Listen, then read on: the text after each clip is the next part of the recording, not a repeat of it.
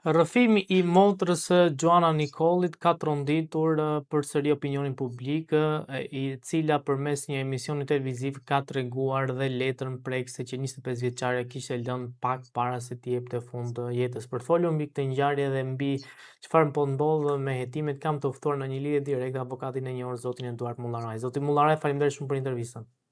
Faleminderit juve që na jepni mundësi. Avokat, mund na thoni pak lidhur me ngjarjen dhe me detajet që motra i tha së fundmi.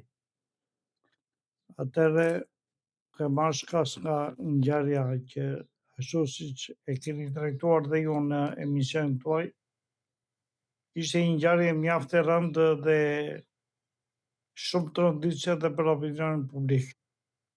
Ishte e rëndë për arsye sepse një vajzë në moshë mjaft të re i jep fund jetës saj duke pirë fotoksin.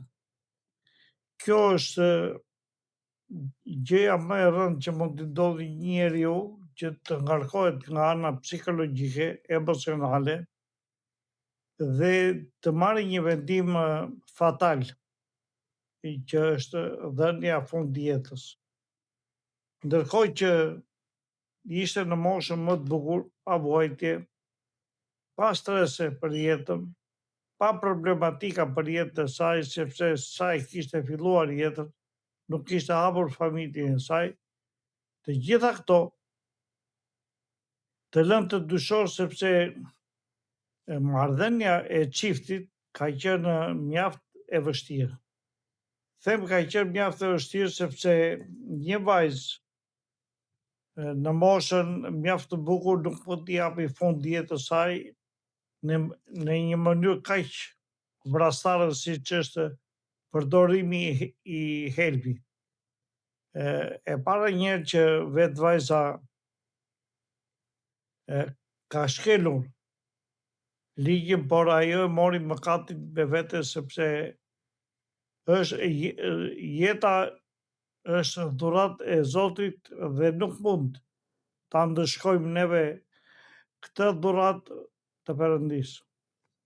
Jeta ashtu siç vjen do përballuar me gjitha ngarkesat e saj emocionale, fizike, jetësore të thosha, sepse në jetë ne nuk dim se çfarë mund ta ndodhi.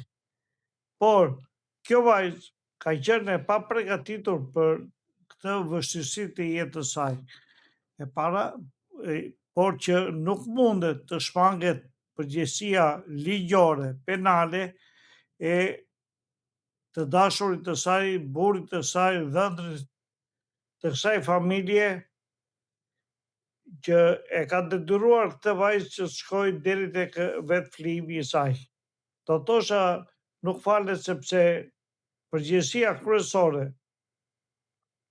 por ashtu siç e kemi mbajtur qëndrimi dhe në momentin e parë që përdorimi i dhunës te i mase, përdorimi i të gjitha ngarkesave emocionale, të gjitha ngarkesave fizike ndaj kësaj vajze, e kanë detyruar të pra e gjithë tortura për jetën e saj e ka detyruar të vajzë që mos gjej asnjë mbështetje te askush.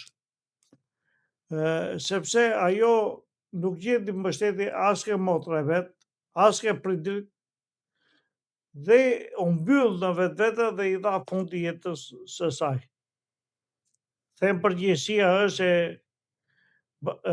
të dashurit të saj, i cili sot pretendohet që është dukur, por organet duhet ta gjejnë dhe duhet ta vënë përpara përgjegjësisë dhe duhet të bërë ndofta një pjesë e gjykimit, duhet bërë dhe publike nga gazetarët që ndjekin problemet sociale nëpërmjet botimeve të tyre në gazeta.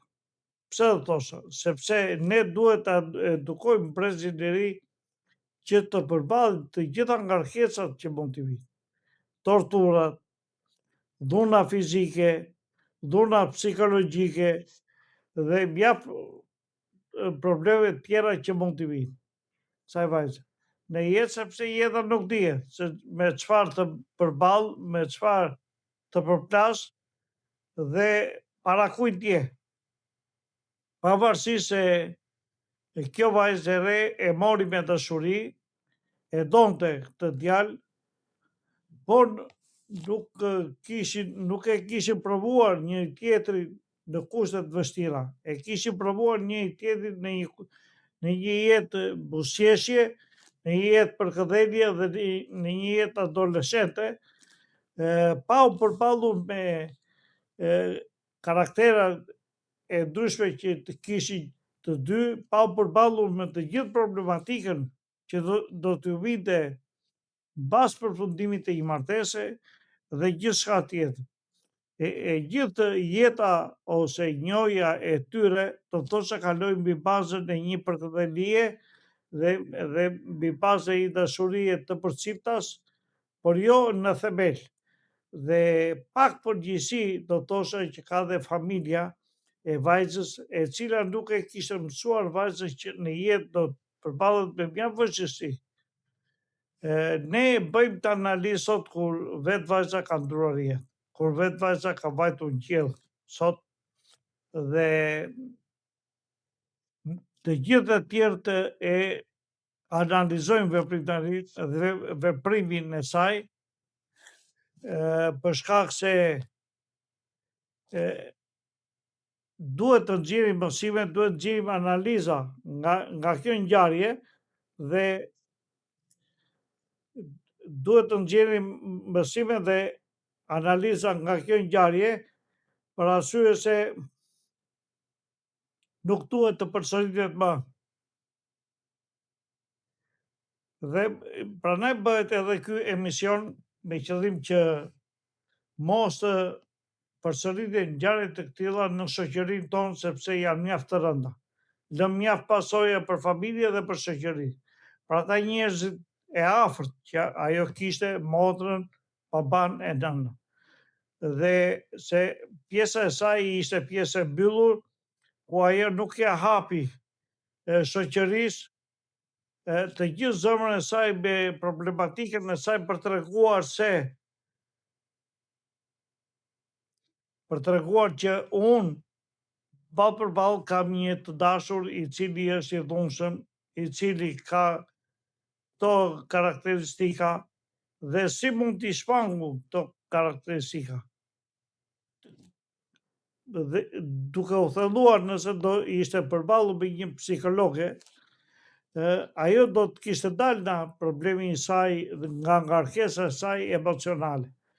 Por duke bërë një jetë të mbyllur, duke mos pasur kulturën e dur perëndimore ku për probleme të tilla duhet vajtur patjetër tek psikologu, për t'u këshilluar me psikologun, për të kërkuar ndihmën e psikologut, për t'u çliruar nga ana emocionale, do thosha, me psikologun dhe për të marrë ndihmën e tij për të dalë nga kjo situatë mjaft e vështirë dhe për mos vajtur ke ai moment fatal që është flijimi.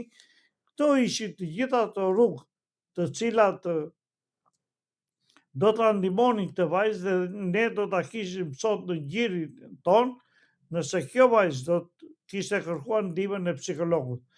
Por jo vetëm vajza, por dhe motra e saj, por dhe familja, nëse ta kishin këshilluar të vajzë që për momente të caktuara duke parë që ajo ishte e rënduar emocionalisht, ashtu siç e tregon edhe vetë letra që ajo ka lënë dhe të cilën sot e bën publike motra e saj, vërteton mjaft mirë të gjithë një periudhë ose një kalvar të gjatë të jetës saj dhe të ngarkesës saj emocionale. Prandaj na duhet gjithmonë ndihma e psikologut. Jo më kot ka dalë profesioni psikologut, e para dhe e dyta, ne akoma nuk kemi filluar të edukohemi për të vajtur dhe për të falur ke kultet fetare dhe për treguar atje dhe për të udhëfyer ke këto kulte për jetën tonë dhe për kushtet tona të vështira ose të mira.